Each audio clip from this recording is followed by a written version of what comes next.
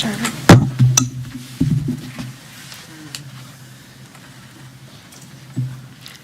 morning, everyone. I'm here to update New Yorkers on an urgent matter that could impact our state in coming days. I came down here to the Port Authority offices, and I'm joined by Rick Cotton, who is the Executive Director of the Port Authority, CEO of Port Authority of New York and New Jersey, Jackie Bray, our Commissioner of Homeland Security and Emergency Services, as well as Beth Rooney, the Port Director of the Port Authority, who has been working around the clock to try and deal with the impending crisis. You may have heard the news that contract negotiations are going on between the International Longshoremen's Association. That is the union that represents port workers all across the country, and USMX. Now, that deadline is rapidly approaching. If an agreement is not reached by later today, ports from Maine to Texas will face a strike. 47,000 workers, 4,500 of which are right here in the New York and New Jersey area. And we represent the largest port on the East Coast, the second largest in the nation, so the busiest in the nation. So I want to be clear. I urge USMX and the ILA to come to an agreement that respects workers, that ensures the flow of commerce through our ports, and the stakes are very high. The potential for disruption is significant. We've not had an event occur like this in our ports since 1977, and that lasted 12 days. We're deeply concerned about the impact that a strike could have on our supply chains, especially when it comes to critical goods like medical supplies and others. That's why I've been working tirelessly, particularly for weeks, but in earnest over the last week, to deal with every aspect of this. And you'll be hearing about the extraordinary measures, the long hours, the days, the weekends that have gone into really trying to make sure that we're prepared for this and addressing all the vessels that are in our port now, removing the cargo containers. And there'll be 100,000 cargo containers that'll be sitting in one of our 16 locations, filled with everything from automobiles to consumer goods. We have been preparing for that and rapidly trying to take them off the ships now, get them on trucks, and get them to their destinations at a hyper speed, because we know the urgency is before us. So I want to make sure that while we hope for a resolution of this matter, that New York is fully prepared. We have been anticipating this. We're fully prepared to support our communities and maintain essential services if a strike does occur. I'm going to outline some of the steps that we're taking to prepare for this. The Port Authority of New York and New Jersey, as I said, has been working round the clock to get critical cargo out of our facilities, food products, medical supplies, other essential goods. We're also working closely with the commercial trucking industry to ensure that these items reach their destination. This will be a major disruption for thousands and thousands of independent truckers as well. We're really focused on medical supplies and making sure that all facilities have what they need to continue caring for their patients. Number one, when it comes to pharmaceuticals, I'm pleased to report that the majority of pharmaceuticals arrive to their destination by air travel, so that pharmaceuticals are not expected to be in a problematic situation. But I've directed our Department of Health to remind our healthcare workers that they're required to maintain 60-day stockpiles of personal protective equipment. We saw the need for this during the pandemic, as well as other supplies. We're closely monitoring this situation and ready to deploy state resources if and when necessary. Again, Department of Homeland Security, coordinating with all of our state agencies to prepare for any shortages of essential goods and materials. Our state stockpiles, including emergency generators, are ready to be mobilized at a moment's notice. While we're preparing for the worst, and that's what we're supposed to do in government, prepare for the worst, there's also some reassuring news. We don't anticipate shortages of essential goods anytime soon. So, for example, people do not need to rush out to the grocery store and stockpile goods like they did during the pandemic. I want to be very clear about that. We do not want to see people reach that level of anxiety, because we are not there. Also, fuels like home heating oil, gasoline, diesel, we don't expect them to be affected in New York City because they're brought in by other vessels. And this is critical as we particularly approach the colder months. Municipal solid waste operations will also be unaffected in the event of a strike, meaning your garbage will continue to be carted out and disposed of. What about the rest of the state? Our upstate ports, including Albany, Coimans, Oswego, and Buffalo, will not be impacted by a strike. They're represented by different unions. And our cruise ship industry, which hosts 25,000 passengers a week, will also be unaffected. Now, everything we're talking about here today are precautionary. I just spoke again to the governor of New Jersey, talking about their preparations. There has been intense coordination between the New York government and the state and the New Jersey government, but also what's been happening in this building. The intensive coordination is quite extraordinary.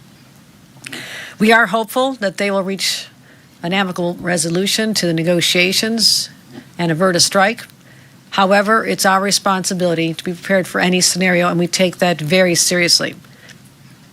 I'll say this to the longshoremen and port workers. We recognize your vital role in keeping our state moving. Your work is absolutely essential, and we support your right to fair treatment and working conditions.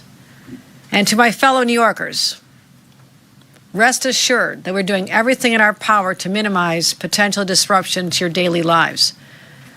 Throughout our history, in moments like these, New Yorkers have always shown their resilience and camaraderie, looking out for each other. And I'm confident that working together we'll be able to weather any challenges we face. I have been drilling down into the exact operations of what happens at 5 o'clock today, and again, assuring everyone that the cargo that has not been transported off-site by trucks will be in secure places. We've also been ramping up our security, and there will be disruptions. Automobiles, if you're expecting to be able to get a new car this week, it may be something you want to check with your dealer. It may not be arriving, for example, in the next few weeks. That is one area we expect major disruptions. Not exactly a consumer item, but something like semiconductor chips. We saw what happened during the pandemic when literally the automotive industry shut down in our country because we weren't able to get those essential chips that are basically the brains of any vehicle. So there's a lot of areas where people may not have anticipated a disruption, but we have. We're working closely with the industry. I will also say that the industries, the manufacturers, the suppliers, have been anticipating this strike for a while, so they have been moving at a higher speed to get product to ports and into their destinations earlier than anticipated as well. So there's been a lot of preparation for this. But here we are, almost at the 11th hour. And I just wanted New Yorkers to know that we are very focused on this. We want to minimize disruptions to their lives. Do not have the level of anxiety that drives you out to get your groceries unnecessarily soon. We don't think there'll be a disruption to the food supply. But over time, if this goes on as long as the strike did in 1977, products that must come in on ships, like bananas, will be affected, but we still have plentiful food coming in from Canada, our own state, California, and Mexico. Those are the primary sources of food for the state of New York. So I just want everybody to not have that the concerns about the food supply as well. At this point, I want to introduce Rick Cotton, the Port Authority's Executive Director, who will provide more details, and then we'll hear from Commissioner Bray as well. Thank you. Thank you, Governor. We are expecting the ILA, its 47,000 members, to go on strike at ports from Maine to Texas at midnight tonight. While we have encouraged both sides to reach an amicable agreement at the bargaining table, all signs are that there will be a strike. And the port has been preparing in cooperation with both states, New York and New Jersey, for the past period of time, but with great intensity over the last 10 days. We are confident that we are in a position, working with our marine terminal operators and all our other partners at the port, that we will be able to successfully shut down operations at the port on a phased basis by midnight tonight. The gates of the marine terminals will close at 5 p.m. this afternoon. The port has been working under the direction of Port Director Beth Ann Rooney particularly for the past week to 10 days, to urgently unload ships and move cargo out so that when closure comes, all safety preparations will have been made. We do anticipate that a significant number of containers will remain stored at the port, close to 100,000, but they will be stored safely at the port for whatever duration of the strike. There are inbound ships to the port. We anticipate 35 coming in or arriving at the port over the next week, and they will go to Anchorage under the supervision of the Coast Guard for whatever the duration of the strike. With that, I'd like to bring Commissioner Jackie Bray, the New York Commissioner of Homeland Security and Emergency Operations, to the podium. Thank you so much. I will be really quick. I just want to reassure New Yorkers and reiterate that we are not only coordinating with our, New Jersey partners, our New York City partners, and our county partners, but we're also coordinating with industry, including individual facilities that might experience delays. And at this point, we don't expect over the next couple weeks to see significant disruption for New Yorkers, but we are preparing in the event that this would be a longer duration event. We are also prepared in New York to open up our warehouses, as we are all really familiar with. We have stockpiled particularly medical consumables, and so we'll be opening up those warehouses if this strike were to continue to make sure that there's no disruption whatsoever for our hospitals and our nursing homes and our other critical care facilities. Before I turn this back over to the governor to take questions, I do just also want to turn our attention southeast of here. Obviously, there's an ongoing crisis in the southeast. Through Governor Hochul's leadership, the state has been able to deploy. We're up to 5 deployments down in the southeast, and we'll be adding another 3 in the next couple days. So I want to thank our partners in New York City who sent a urban search and rescue team. New York City sent a second swift water team. New York State has sent a swift water team, sent generators, very large generators that take full flatbeds to move. We've sent a team of helicopters to North Carolina to help with getting in and out of difficult places, and we're about to send another second management team, another 30 personnel from the National Guard, and a team to do fatality recovery. And so we're obviously thinking about all our first responders in the Southeast as well. Thank you. Thank you, Commissioner. And on that note, I've been in communication with Governor Roy Cooper, the governor of North Carolina, which is absolutely under siege. He expressed his gratitude to the people of New York and our emergency services teams and those who have been deployed into a very, very difficult and challenging situation. So we're grateful to be able to participate and help our brothers and sisters in other states as they deal with the aftermath of this horrific, deadly hurricane. Again, the purpose of today's event is to let people know that we fully anticipate there'll be a strike before midnight tonight here in the state of New York, pending some resolution of the negotiations. But it's all about being prepared, and I want to reassure everybody we have been taking countless precautionary steps to speed up the process of unloading these ships and deal with the cargo containers in advance of this. So we're in much better shape than we had been if we had not done this. But also the emergency supplies that people are concerned about. Again, prescription drugs fly in. They come in on planes, so we're not concerned about that. But there are medical supplies that we're concerned about and making sure that all of our hospital and medical facilities have properly stockpiled. Again, the food supply is secure right now, and we'll certainly be communicating with the public as this unfolds if it takes any length of time. Happy to take any questions on the topic. We're going to start with on topics while we have everyone here. I'll come back for other stuff after. Go ahead, CBS.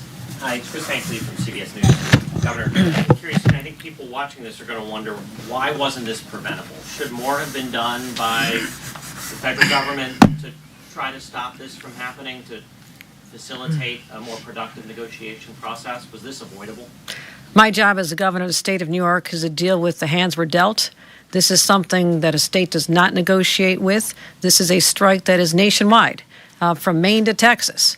And so our responsibility is to show New Yorkers that We anticipated this, just like a storm.